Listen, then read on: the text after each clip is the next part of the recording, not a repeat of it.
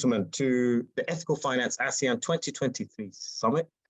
This particular session is on Sustainable Finance Taxonomy. We're delighted to have with us Eugene Wong and Cheng to discuss what ultimately is one of the core issues in sustainable finance, is how do we define this? And unless we have a unified global understanding of its definition and its interpretation, we really are struggling to even start from base one. So it's fantastic to have this session with us. We've got views from Eugene, who's based in Malaysia, and Cheng from Beijing. And maybe if I can ask our guests to introduce themselves. So Eugene, first over to you. Thank you very much, Omar. I'm delighted to be here, and thank you for having me. My name is Eugene Wong. I'm the CEO of the Sustainable Finance Institute Asia. We are a young institute. We're 3 years old, and we were formed specially to become a neutral convening space to bring together the official sector, the private sector, academia, CSOs, to come together to identify problems, to discuss solutions, and to implement those solutions. At the moment, we're the host of the ASEAN Taxonomy Board. The ASEAN Taxonomy, as you'll find out later, is actually the effort of all the finance ministries, central banks, and financial sector regulators to create a common definition for sustainable finance in Southeast Asia. Great. Thank you, Eugene, for giving us your time and for joining us. Cheng, over to you. Great. Thank you. So I'm Cheng from Beijing Institute of Finance and Sustainability, based in Beijing. And our institute actually is focusing on green finance. And now it's mostly sustainable finance because it has a broader aspect from the SDGs. Basically, we are focusing on all the aspects of green and sustainable finance, like taxonomy or definition, disclosure, products, incentives, and also a lot of research related to all these aspects. And in the past few years, so the IFS has been very young, established in 2021, but the work we've been working on actually has been quite long, as early as 2016, especially when the green finance topic has been included in the G20 platform, which is a global coordination platform for policy and also market-related issues. And all these topics are quite related to some of the elements discussed today. Taxonomy is one of the pillars, which I will discuss later. And there's another point I want to make. So through the IFS, we are also connected to the very big financial market in China, which has, I think, more than the China Green Finance Committee, which has more than 280 members, mostly based in China, and also including some overseas financial firms that operate in China. And these financial firms are holding or managing more than 300 trillion RMB of assets. So they are contributing a lot in terms of greening the financial system. And now China is one of the largest green financial markets in the world. So they are also contributing and also playing a very important role in greening the financial system. I'd be very happy to contribute a few from China's perspective on how the taxonomy can be used to scale up the sustainable financial market in ASEAN countries. Yeah, great. Thank you so much, Cheng. And we look forward to unpacking some of that. So, Eugene, let me start with yourself. Fundamentally, to catalyze at a policy level sustainable finance, we need to understand what it means. And as Cheng said there, the word even sustainability has grown in its interpretation and its meaning over the last decade and a half comfortably. The SDGs itself, as was noted, has added more dimensions to it. So at the core here is the need for a taxonomy. And we know right now there's probably 30 plus taxonomies in development around the world right now as we are doing this session. But please tell us first, why have an ASEAN taxonomy as a collective approach? And don't the member states already have their own? And how is this taxonomy unique? It's a great question, Omar. Let me take a step back. So if we look at the financial ecosystem for sustainability, we really have 3 key pillars. The first is to be able to speak the same language. That's the taxonomy. The second is for us to be able to agree on how we're going to transition. So that's on transition finance frameworks. And the third is on disclosures. So all these 3 pillars need to work together to be able to push the lever, which is actually moving the capital between those who have it and those who need it. So we come back to this point about what is a taxonomy. And a taxonomy is actually a common classification system. Now, most of us have heard about taxonomies. I guess when we're doing biology and our teacher would tell us as to how we classify the animal world. And we've never heard so much about taxonomies until today. So everywhere you turn, people are talking about taxonomies. And the truth is, there are probably more than 30 taxonomies because we have 30 official efforts creating taxonomies. And the latest two you might have seen are coming out from Australia and Canada. We do have proprietary taxonomies, and those belong to like the financial institutions. So if you count those, of 150 to 180 of them, we have a total of 200 over taxonomies, and taxonomies that were meant to reduce fragmentation are now fragmented themselves. So that is a big problem that we have to deal with. I like to use this analogy about why ASEAN needs a common taxonomy versus national taxonomies. So I think it's fine that every country has a national taxonomy because national taxonomies are actually used to address national priorities and national issues. But imagine this. Every country in Southeast Asia has one common thing. That's fried rice. And I think fried rice is a universal thing these days. So imagine if you're a tourist coming to visit Southeast Asia. And you have this conception of what fried rice is because you know exactly what you want from your fried rice. You tasted it in one of the Southeast Asian countries. But hang on, as you move along the different countries, you find that fried rice is different. In some countries, it's really, really spicy. In some countries, it has meat. In some countries, they use sticky rice. And that is exactly what happens with an investor. So he comes into Southeast Asia, he thinks, hang on, this is going to be really simple for me. I know what green finance is about. I know what sustainable finance is about. I've done a transaction in one country. I'm going to another country. Oops, it's entirely different, or it's slightly different. And the differences are significant enough. So we need some sort of a common definition, a menu, almost a standardized thing like a McDonald's that you can bring up. Because it makes it so much easier for the tourist to order food and the investor to put money into a project. Now, it's really important for us to have a taxonomy that suits the ASEAN needs because ASEAN is a very diverse region. We sound like a single block, but actually we're 10 countries and we are very diverse in terms of our social aspects, our economic aspects, and our resource availability. The highest GDP per capita per annum is 60,000 in our member states, and the lowest is 1,300. So what do you do if you want to bring together a common language, right? So our taxonomy has to be, firstly, the overarching guide for all our member states that we can use it as the common language. It is the converter, the universal translator, if you like. And it must be able to meet the different needs because all our countries are at different starting points. So we needed to structure a taxonomy that was slightly different. And this is where I think it's important to point out the distinctions in our taxonomy. Transition is a very big issue for Southeast Asia, as you know. And just looking at the different starting points we have, we know it's impossible for countries to be able to all start at the same point, but we do want to end at the same point. So the first thing we have to do is we have to ensure that our taxonomy supports transition. And our central banks and our capital market regulators have been very clear about this. What they want to have is a gradual and phased approach that doesn't cause economic and social dislocations. And we find this happening with the finance ministers and the central bank governors as well, because what they did say is that they would like to ensure that our taxonomy is inclusive and beneficial to all our member states and can facilitate, I quote, an orderly and effective transition towards a sustainable ASEAN. So the first thing we needed to do was to make sure this taxonomy is capable of supporting transition. That means people at different starting points can get onto the taxonomy, but end up at the same point. And what does this really mean? It means that we have to cater to the different starting points. So if you look at the EU taxonomy has one single threshold for its technical screening criteria.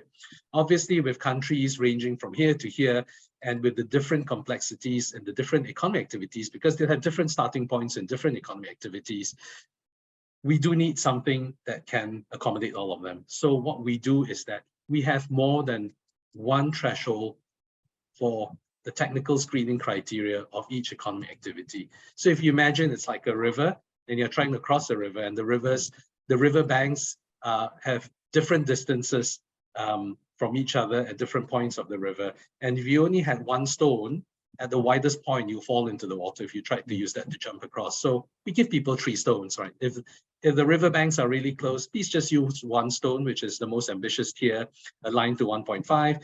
If your riverbanks are really far apart, please use the 3 stones, but make sure that you've reached the final stone at the end and you use that as the ultimate stone to get to the other side.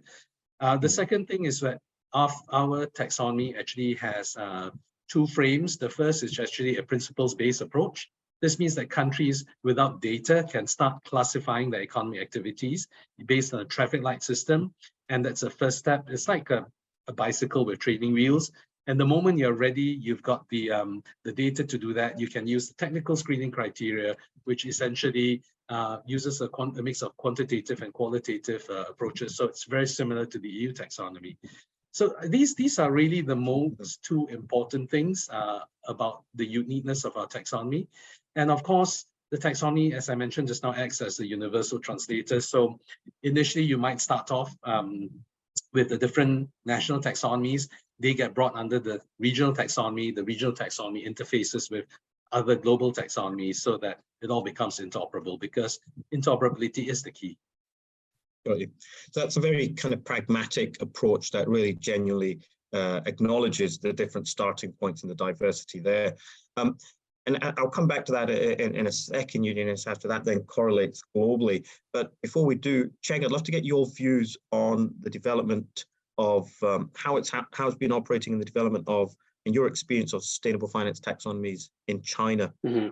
Yeah, sure. Thank you very much. I think Eugene has already given us a very comprehensive picture of what the taxonomy is, and also how the different taxonomies can be compared, especially through the analogy of the fried rice in different countries, especially in Southeast Asia. Everyone does it. But actually, in China, the picture has been slightly different. In the very beginning, we call it as a green finance taxonomy. Even today, actually, it's green finance taxonomy. And actually, we have 3 sets of taxonomies, even within China.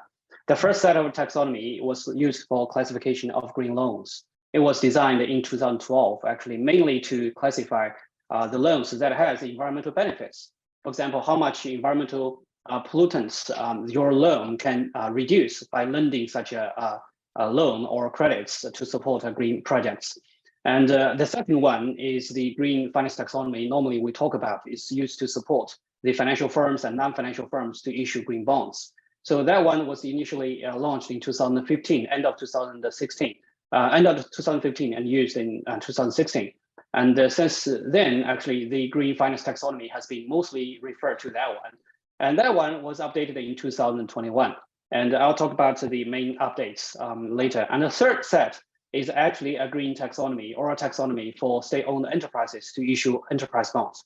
Because in China market, the enterprise bonds or the bond market was regulated by different parties based on who are regulating the issuers, including financial firms, non-financial firms, especially those listed firms, and also the large SOEs.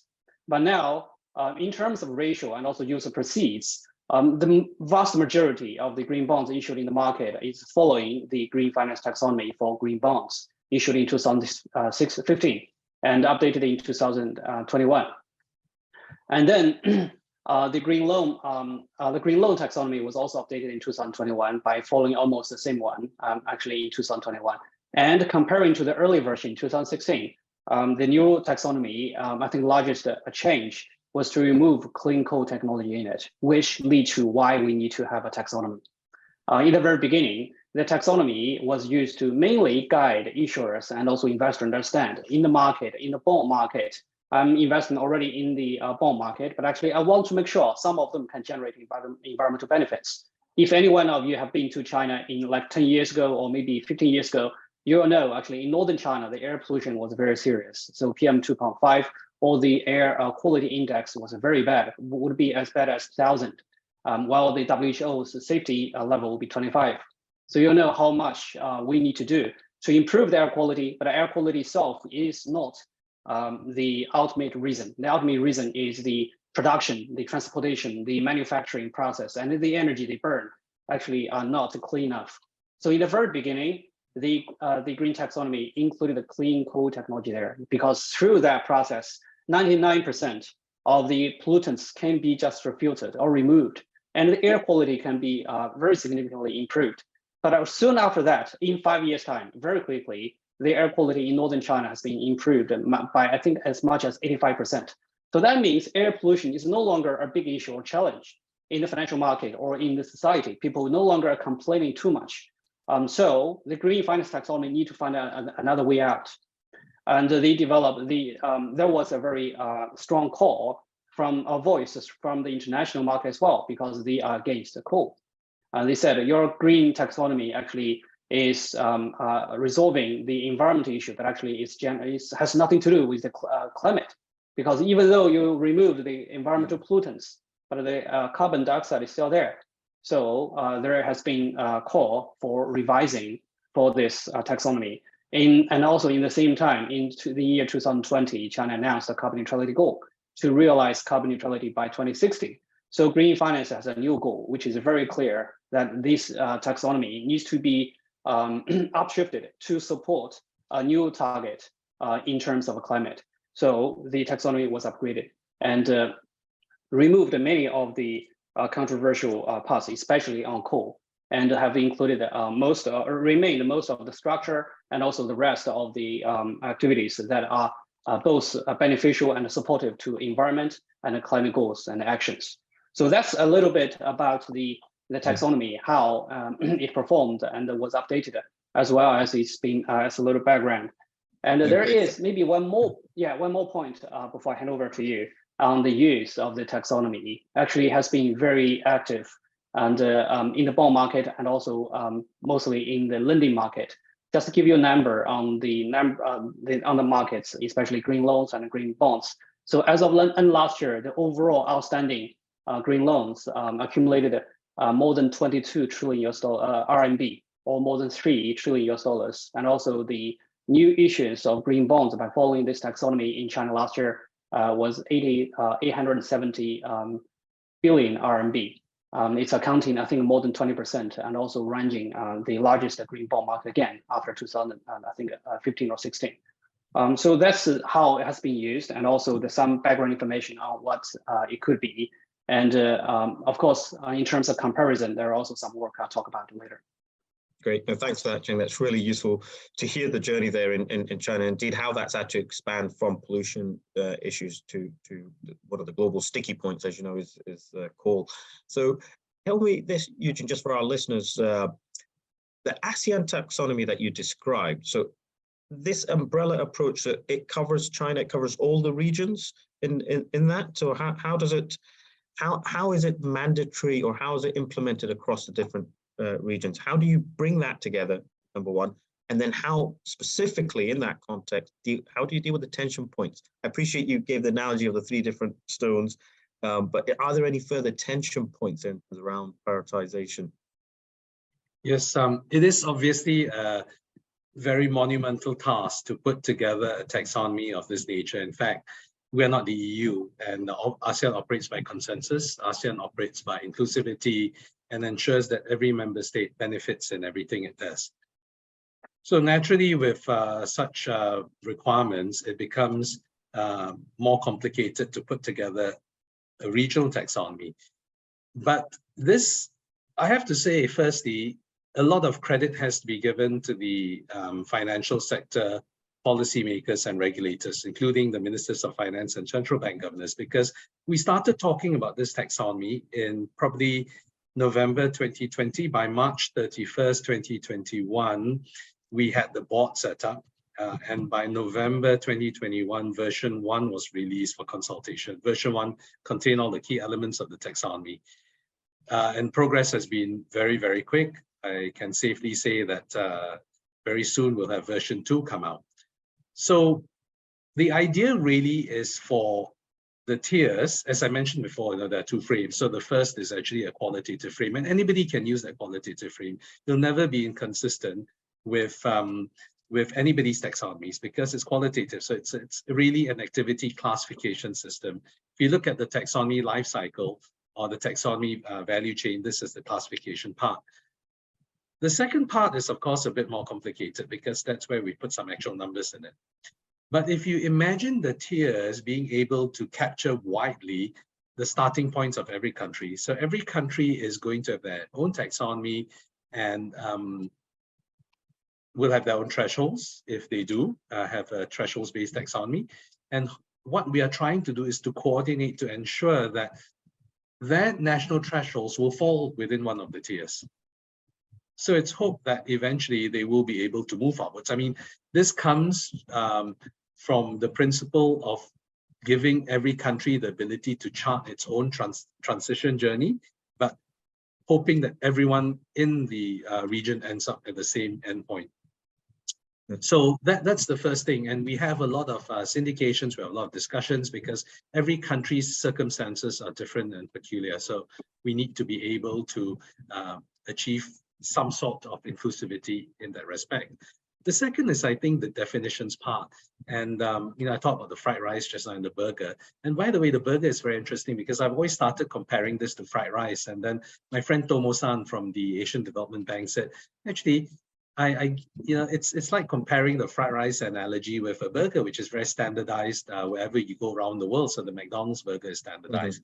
And that's a very interesting point because when you talk about interoperability, we have to make sure that our taxonomies are interoperable globally, or we have more fragmentation. So if you look at the ASEAN taxonomy design, it is interoperable with the EU because, for example, we have 4 environmental objectives, the EU taxonomy is 6, but really they cover each other completely. Then we have a DNSH criteria, the EU taxonomy has DNSH criteria. We have technical screening criteria. Of course, we've got up to 3 thresholds per activity, but the EU has only 1 threshold, but nevertheless, we can still reconcile. The ASEAN taxonomy uses ISIC, the EU taxonomy uses NACE. Both are reconcilable, we have minimum safeguards. And the differences, of course, rest with the transition approaches. So the ASEAN taxonomy and the principles-based framework actually has a remedial measures to transition alternative where that activity might be having some problems because we need to transition, and it gives them the opportunity to put measures in place to transition. So I think that design is really important. So the real issues there are really how you fix the tiers and importantly, how you sunset the tiers. Because when you have tiers like this, it's important to ensure 2 things don't happen. The first is lock-ins and the second is backloading. And those are the things we're trying to avoid. So lock-ins means that because you had a slacker criteria initially, but the investments are for a much longer period, you end up locking in those emission levels for a longer time. Backloading means you're giving people too much latitude and they end up only doing what they really should be doing towards the end of the period. And that means that we miss some of the tipping points that we're trying to avoid. Yeah, friends, that's fascinating. So when you say it's interoperable with the EU approach, so then are you comfortable, Eugene, that global capital flows can manage across these different classifications so efficiently and effectively enough as we know global capital markets require?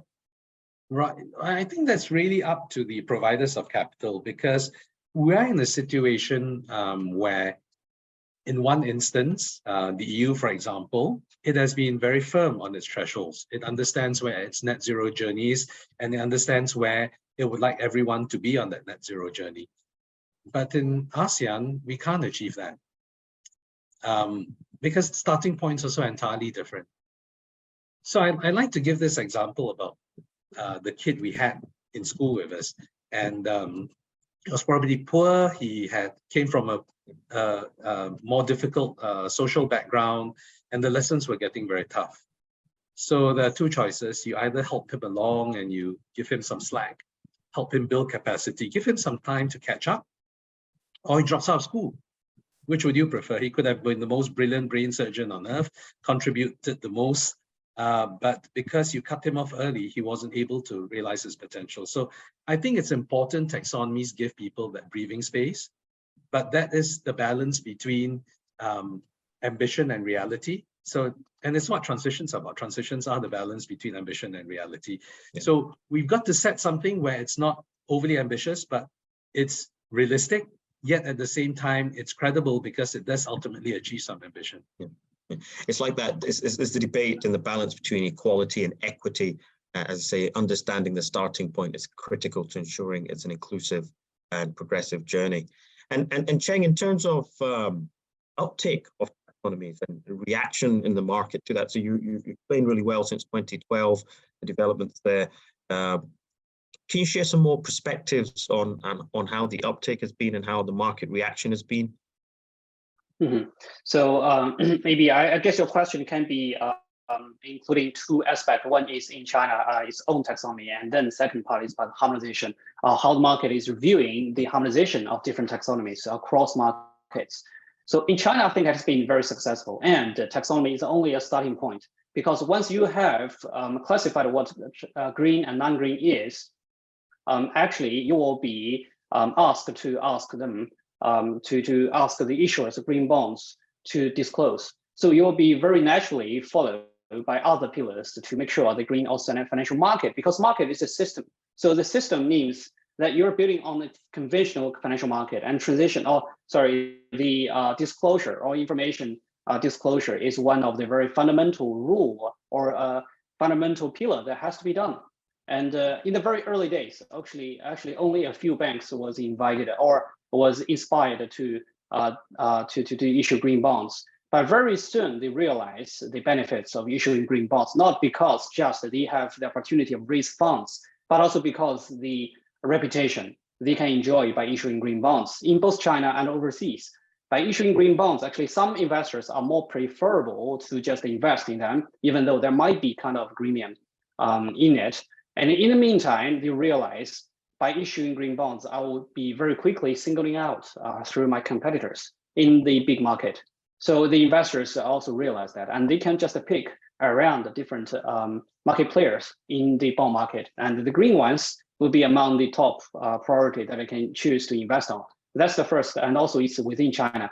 And in addition to disclosure, as I said, actually in the very early days, even though someone realized that it is important to get a reputation to issue green bonds, but not all of them. So governments or non-government incentive is also very important. You need to encourage more people to be involved in the market so that the market can be mainstreamed. It's not just a niche market. There are only a small group of people are involved. Only a small group of investors who are interested in that. Is not a market. That's a very small like a toy, right? We want a very big house, but actually it's not a toy. So we need to encourage more people to get in. And then they need to look at not only reputation, but also the financial risk or financial returns profile to make sure they are convinced that this market is more sustainable, and also they can continue to play in this market. So that's the other pillar. And then the products. In addition to bond, we also need to have loan and equities like a stock market and insurance and quite a few others, because investors are investing all across different types of products. You need to make sure different types of investors are all involved in the market.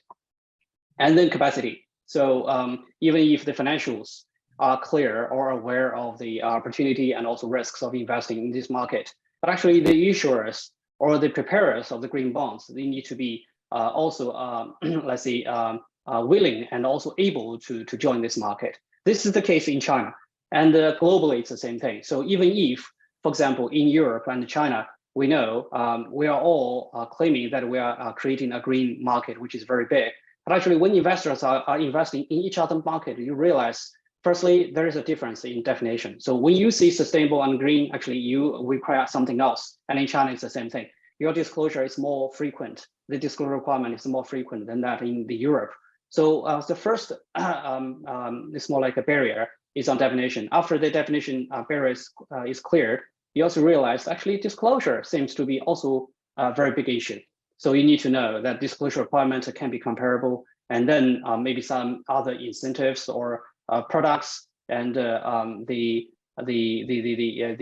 capacity building efforts and so on. So the taxonomy could be and should be, and already has been the first step that we have made to make sure the investors who are making investments cross-border are able to just get to each other's market first, and then when they get deeper, they also realize actually other pillars are also very important, and that's actually how the story starts about the common ground taxonomy. Great. Well, thank you so much, Cheng, Eugene, Cheng. This is absolutely fascinating, and there's actually so much more I wanted to unpack with both of you around the common grounds taxonomy, but that will have to wait for another session. Unfortunately, we are now out of time, so thank you once again Eugene, Chief Executive Officer at SFIA, thank you for your insights. Cheng as well, much appreciated, Director at the Institute of Finance and Sustainability. Thank you to both of you for sharing your insights and for framing this critically essential, fundamental, foundation stone to the development of the sector, which is understanding the taxonomy and the challenges around that. Thank you very much. Thank you for having us. Thank you, Ms. Omar. It's very